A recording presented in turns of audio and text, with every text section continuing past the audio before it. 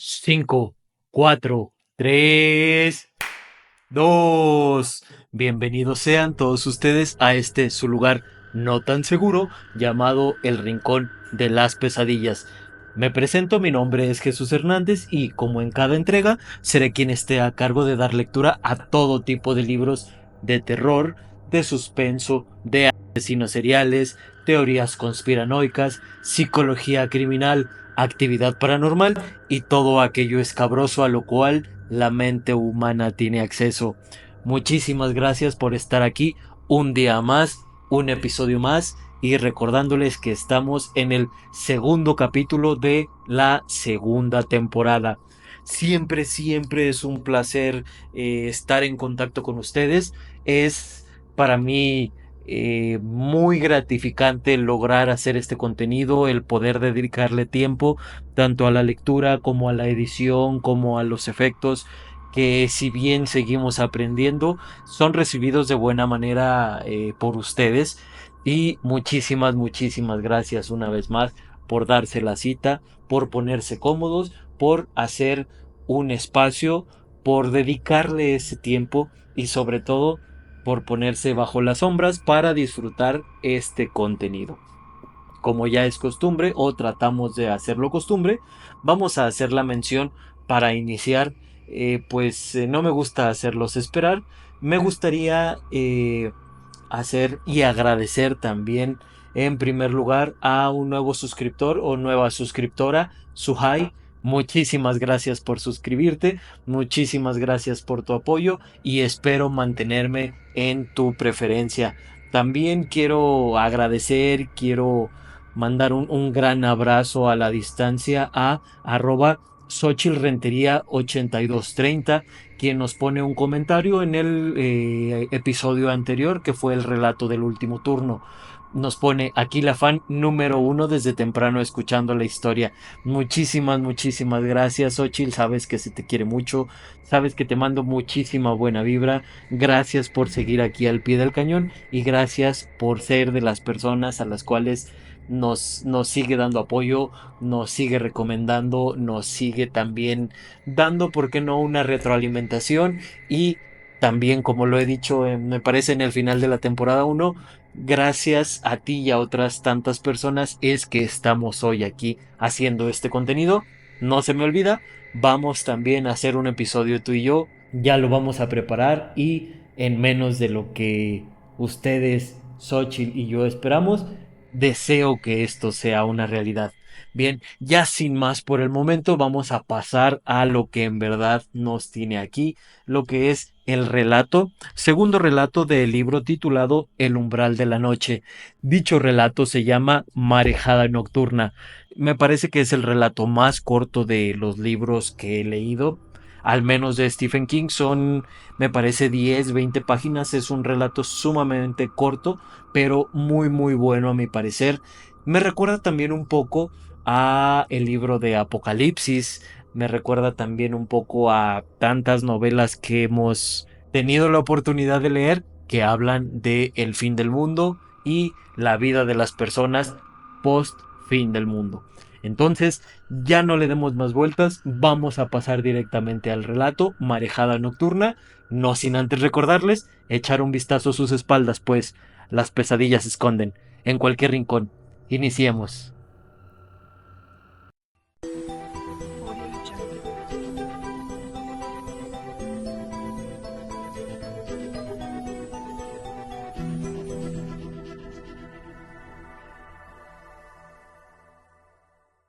Marejada nocturna. Cuando el tipo estuvo muerto y el olor de su carne quemada se hubo despejado del aire, volvimos todos a la playa. Cory tenía un radio, uno de esos aparatos de transistores del tamaño de una maleta que se cargan con 40 pilas y que también pueden grabar y reproducir cintas magnetofónicas. En verdad la calidad del sonido no era excepcional, pero, eso sí, era potente.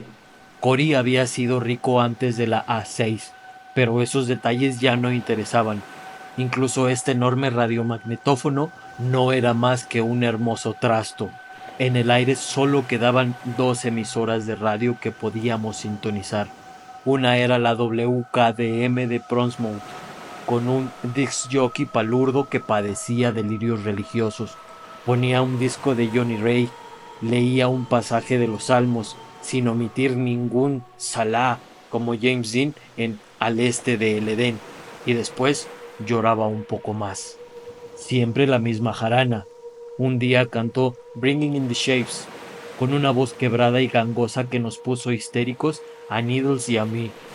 La emisora de Massachusetts era mejor, pero solo sintonizábamos por la noche. La controlaba una pandilla de chicos. Supongo que se apoderaron de los equipos de transmisión de la WRKO o la WBZ, después de que todos partieron o murieron. Solo empleaban siglas chistosas como WDROGA o KONO o WA6 o cosas parecidas, muy graciosas de veras, como para morirse de risa. Esa era la que escuchábamos al volver a la playa. Yo le había cogido la mano a Susie. Kelly y Joan marchaban delante de nosotros y Nils ya había pasado la cresta del promontorio y se había perdido de vista. Cory marchaba a retaguardia, balanceando la radio. Los Stones cantaban Angie. ¿Me amas?, me preguntó Susie. Eso es lo único que quiero saber. ¿Me amas? Susie necesitaba que la reconfortaran constantemente. Yo era su osito de juguete. No, respondí. Susie estaba engordando y si vivía el tiempo suficiente se pondría realmente fofa. Ya era demasiado pomposa.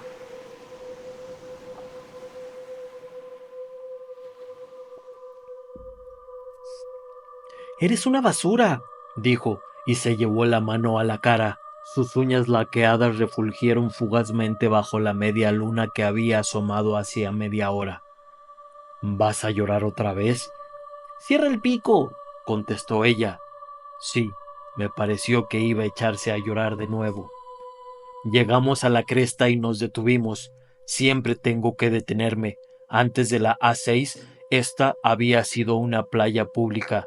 Turistas, grupos que organizaban picnics, chiquillos con los mocos colgando y abuelitas gordas y flácidas con los hombros quemados por el sol, envoltorios de caramelos y palitos de pirulines en la arena, toda la bella gente magreándose sobre sus mantas de playa, más el olor de los tubos de escape del aparcamiento, de las algas marinas, del aceite Copperton. Pero ahora la basofia y la mierda habían desaparecido. El océano lo había devorado todo, absolutamente todo, con la misma indiferencia con que uno podría devorar un puñado de Cracker Jacks. No había gente que pudiera volver a ensuciar la playa, solo nosotros, y no éramos tantos como para hacer demasiado estropicio, y creo que además estábamos enamorados de la playa. ¿Acaso no acabábamos de tributarle una especie de sacrificio? Incluso Susie, la putilla Susie con su culo gordo y sus pantalones Oxford. La arena era blanca y ondulada, y solo estaba alterada por el límite más alto de la pleamar, una franja sinuosa de algas, conchas marinas y resaca. La luna proyectaba negras sombras semicirculares y pliegues sobre todos los elementos.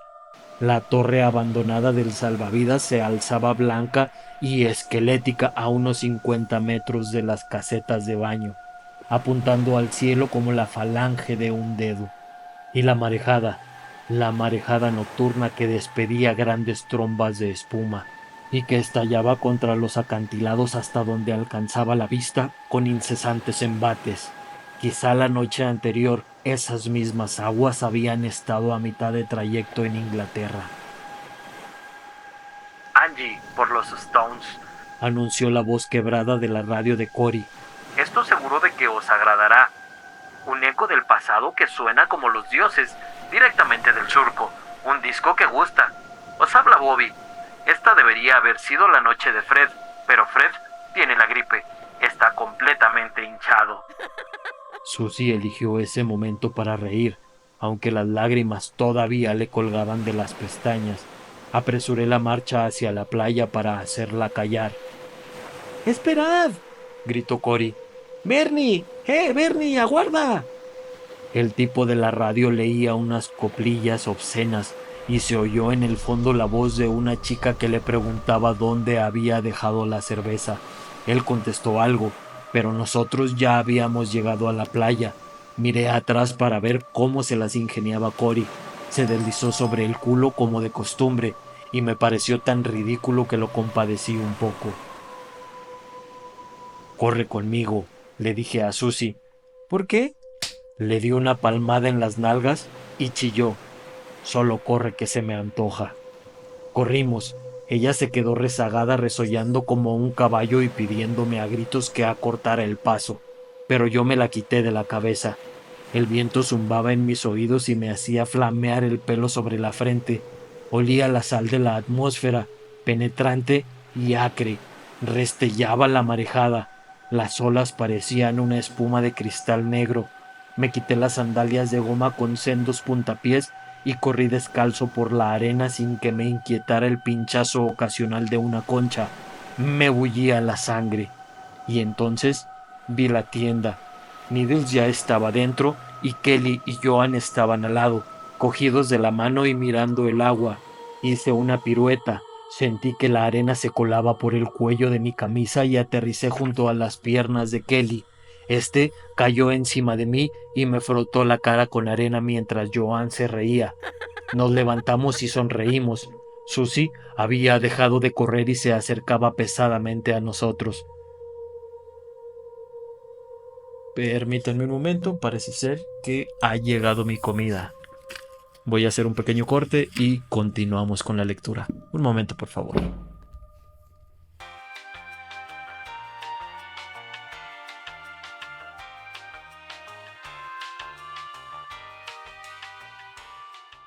¡Qué fogata!, comentó Kelly. ¿Crees que vino desde Nueva York, como dijo?, preguntó Joan. No lo sé. Tampoco me parecía que importara. Cuando lo encontramos semidesvestido y delirando, estaba tras el volante de un gran Lincoln. Su cabeza tumefacta tenía el tamaño de un balón de fútbol, su cuello parecía una salchicha, estaba en las últimas, y de todos modos no iría demasiado lejos. Así que lo llevamos al promontorio que se alza sobre la playa y lo quemamos. Dijo que se llamaba Alvin Sackheim. Llamaba constantemente a su abuela. Confundía a Susie con su abuela. Esto le pareció gracioso a Susie. Quién sabe por qué las cosas más raras le parecen graciosas.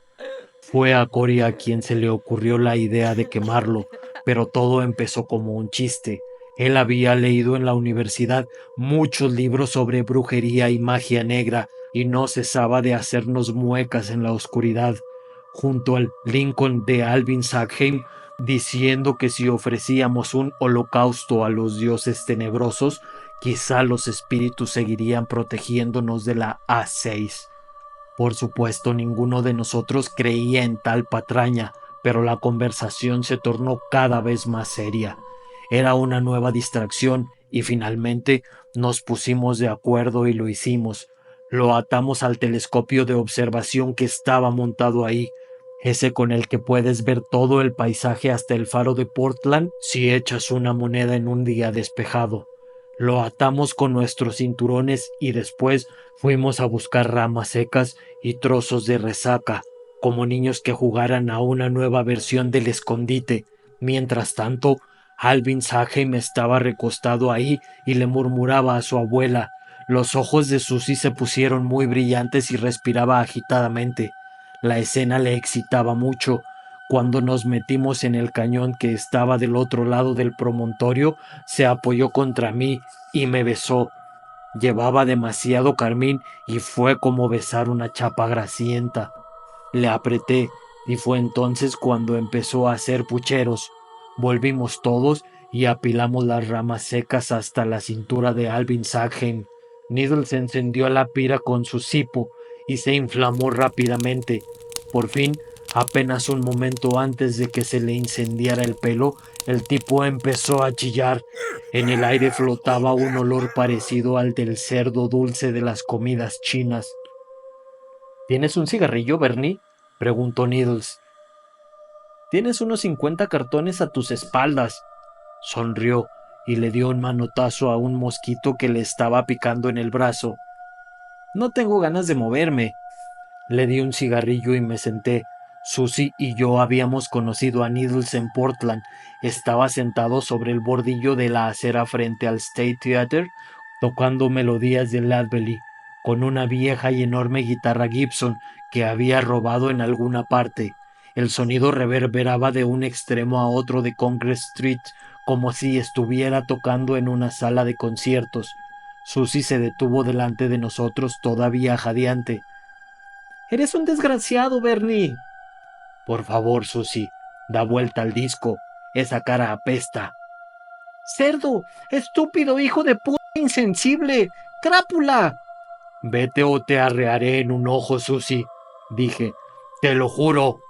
Se echó a llorar de nuevo. Esa era su especialidad. Cory se acercó y trató de rodearla con el brazo.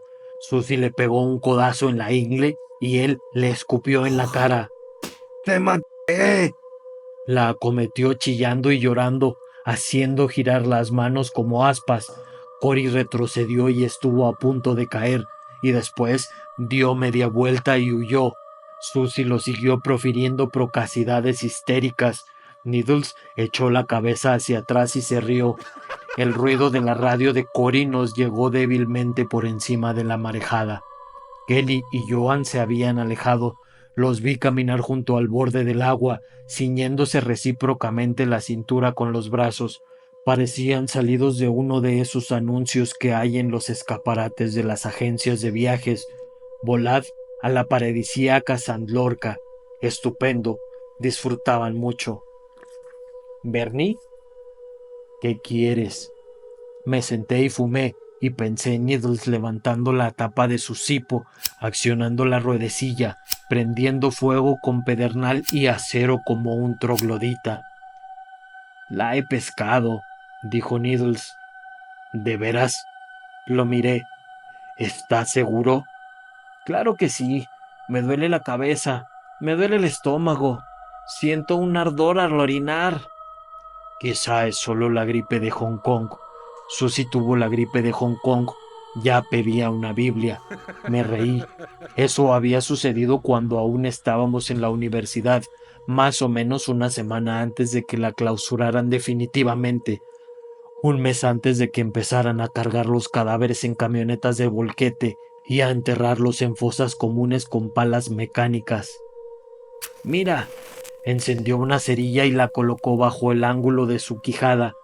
Vi las primeras manchas triangulares, la primera hinchazón. Sí, era la A6. De acuerdo, asentí. No me siento muy mal, comentó. Psicológicamente, quiero decir. Tu caso es distinto. Tú piensas mucho en eso, me doy cuenta. No, no pienso en ello. Mentí. Claro que piensas, y en el tipo de esta noche, también piensas en eso. Es probable que le hayamos hecho un favor. En última instancia, creo que no se dio cuenta de lo que sucedía. Sí se dio cuenta. Needles se encogió de hombros y se volvió. No importa. Fumamos y yo miraba cómo las olas iban y venían. Needles estaba en las últimas. Eso hacía que todo volviera a asumir contornos muy reales. Ya estábamos a fines de agosto y dentro de un par de semanas se insinuarían los primeros fríos de otoño. Sería hora de buscar abrigo en alguna parte. Invierno, probablemente cuando llegara la Navidad estaríamos todos muertos. En una sala ajena con el costoso radiomagnetófono de Cory colocado sobre una biblioteca de libros condensados del Reader's Digest, mientras el débil sol de invierno proyectaba sobre la alfombra las absurdas formas de los marcos de las ventanas. La imagen fue lo suficientemente nítida como para hacerme temblar. En agosto nadie debería pensar en el invierno, y es como sentir pisada sobre la propia tumba. Needle se rió. ¿Has visto? Tú sí que piensas en eso. ¿Qué podía contestar? Me levanté. Iré a buscar a Susie. Quizás somos los últimos habitantes de la Tierra, Bernie. ¿Has pensado en ello alguna vez? Bajo la tenue luz de la luna ya parecía medio muerto, con sus ojeras y sus dedos pálidos inmóviles semejantes a lápices.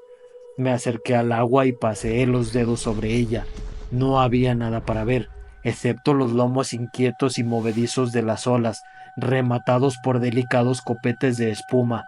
Ahí, el fragor de las rompientes era tremendo, más descomunal que el mundo, como si estuvieras en medio de una tormenta eléctrica. Cerré los ojos y me mecí sobre los pies descalzos. La arena estaba fría y apelmazada. ¿Qué importa si éramos los últimos habitantes del mundo?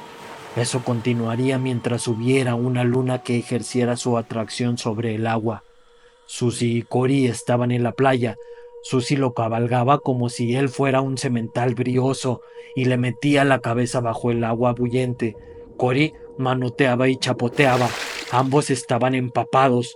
Me acerqué a ellos y derribé a Susie con el pie. Cory se alejó a gatas, escupiendo y resollando. ¡Te odio!, me gritó Susie. Su boca era una oscura medialuna sonriente. Parecía la entrada del barracón de la risa de un parque de diversiones. Cuando yo era niño, mi madre nos llevaba a mí y a mis hermanos al Horizon State Park, y ahí había un barracón de la risa con una enorme cara de payaso en el frente, y la gente entraba por la boca. Vamos, Susie, arriba, perrilla. Le tendí la mano. Ella la cogió dubitativa y se levantó. Tenía arena húmeda pegada en la blusa y la piel. No deberías haberme empujado, Bernie. No te permitiré. Vamos, repetí. No parecía un tocadiscos mecánico. No hacía falta echarle monedas y no se desconectaba nunca. Caminamos por la playa hasta la concesión principal. El hombre que administraba el establecimiento tenía un pisillo en la planta alta. Había una cama. Susie no se merecía realmente una cama, pero Needles tenía razón. No importaba. Ya nadie controlaba el juego. La escalera estaba adosada a la pared lateral del edificio, pero me detuve un minuto para mirar por la ventana rota las mercancías polvorientas que había dentro y que ya nadie se molestaba en robar. Pilas de camisetas deportivas con la leyenda Anson Beach y una imagen de cielo y olas estampadas en el pecho. Pulseras resplandecientes que dejaban verde la muñeca al segundo día, brillantes pendientes de pacotilla, balones de playa, tarjetas de visita mugrientas, vírgenes de cerámica mal pintadas, vómito plástico, muy realista. Pruébelo con su esposa. Fuegos artificiales para un 4 de julio que nunca se celebró. Toallas para la playa con una chica voluptuosa en bikini rodeada por los nombres de un centenar de famosos centros turísticos. Gallardetes, recuerdo de la playa y el parque Anson. Globos bañadores. En el frente había un sack bar especial con un gran cartel que decía: pruebe nuestro pastel especial de mariscos. Yo frecuentaba mucho Anson Beach cuando aún era alumno de la escuela secundaria. Eso fue 7 años antes de la A6 y cuando andaba con una chica llamada Maureen, una chica fornida. Usaba un bañador rosado a cuadros. Acostumbraba a decirle que parecía un mantel. Caminábamos por la acera de tablas que pasaba frente a ese establecimiento, descalzos, con la madera caliente y arenosa bajo los talones. Nunca probamos el pastel especial de mariscos. ¿Qué miras? Nada. Tuve sueños feos y llenos de sudor en los que aparecía Alvin Sackheim. Estaba recostado tras el volante de su reluciente Lincoln amarillo, hablando de su abuela. No era nada más que una cabeza tumefacta, ennegrecida y un esqueleto carbonizado. Olía a quemado, hablaba sin cesar y después de un rato ya no pudo pronunciar ni una palabra. Me desperté jadeando. Susie estaba despatarrada sobre mis muslos, pálida y abotargada. Mi reloj marcaba las 3:50, pero se había parado. Afuera aún estaba oscuro. La marejada golpeaba y estallaba. Pleamar, aproximadamente las 4:15. Pronto amanecería. Me levanté de la cama y fui hasta la puerta. La brisa marina me produjo una sensación agradable al acariciar mi cuerpo caliente. A pesar de todo, no quería dormir. Me encaminé hacia un rincón y tomé una cerveza. Había 3 o 4 cajones de Bud apilados contra la pared. Estaba tibia porque no había electricidad, pero no me disgustaba la cerveza tibia como a otras personas. Solo produce un poco más de espuma. La cerveza es cerveza. Salí al rellano y me senté y tiré la anilla de la lata. Y bebí. Esa era, pues, la situación. Toda la raza humana aniquilada, pero no por las armas atómicas, ni por la guerra biológica, ni por la contaminación, ni por nada portentoso, solo por la gripe. Me habría gustado colocar una inmensa placa en alguna parte, quizás en las salinas de Bonneville, la plaza de bronce, de 4,5 kilómetros de longitud por cada lado, y diría en grandes letras en alto relieve, para la información de cualquier extraterrestre recién llegado: solo la gripe. Arrojé la lata de cerveza por encima de la baranda. Se estrelló con un ruido metálico hueco contra la acera de cemento que rodeaba el edificio. La tienda era un triángulo oscuro sobre la arena. Me pregunté si Needles estaba despierto, y yo lo estaría. ¿Bernie? Susie estaba en el umbral y se había puesto una de mis camisas. Esto es algo que aborrezco. Suda como un cerdo. Ya no te gustó mucho, ¿verdad, Bernie? No contesté. Había momentos en que todavía podía apiadarme de todo. Ella no me merecía a mí, así como yo no la merecía a ella. ¿Puedo sentarme contigo? Dudo que haya espacio suficiente para los dos. Dejó escapar un suspiro ahogado y se encaminó nuevamente hacia adentro. Needles tiene la A6, anuncié. Susie se detuvo y me miró. Sus facciones no reflejaban la menor expresión. No bromees, Bernie. Encendí un cigarrillo. No es posible. Tuvo la... Sí, tuvo la A2. La gripe de Hong Kong, como tú y yo, y Cory, y Kelly, y Joan. Pero eso significaría que no es... inmune. Sí, entonces nosotros podríamos enfermar. Quizá mintió cuando juró que había tenido la A2 para que lo dejáramos venir con nosotros, dije. Su rostro se distendió. Claro, eso es. Yo también habría mentido en esa situación. A nadie le gusta estar solo, ¿verdad? Vaciló. ¿Quieres volver a la cama? Aún no. Susie entró. No hacía falta que le dijera que la A2 no era una garantía contra la A6. Ella lo sabía. Se había limitado a bloquear la idea. Me quedé sentado mirando la marejada. Era verdaderamente la pleamar. Hacía algunos años, Anson había sido el único lugar decente de todo el estado para practicar surf. El promontorio era una jiba oscura y sobresaliente que se recortaba contra el cielo. Me pareció ver el saliente que hacía las veces de atalaya, pero probablemente eso solo fue obra de mi imaginación. A veces Kelly llevaba a Joan al promontorio. No creía que esa noche estuvieran ahí arriba. Metí la cara entre las manos y palpé la piel. Su textura. Todo se comprimía con tanta rapidez y era tan mezquino, sin ninguna dignidad. La marejada subía, subía sin límites, limpia y profunda. Maureen y yo habíamos ido ahí en verano después de salir de la escuela secundaria, en el verano que precedió a la universidad y a la realidad, y a la A6, que había llegado del sudeste de Asia y que había cubierto el mundo como un palio. Y entonces comimos pizza, escuchamos la radio, yo le unté la espalda con aceite, ella untó la mía. El aire estaba caliente, la arena brillante, el sol como un espejo cóncavo capaz de incendiar el mundo.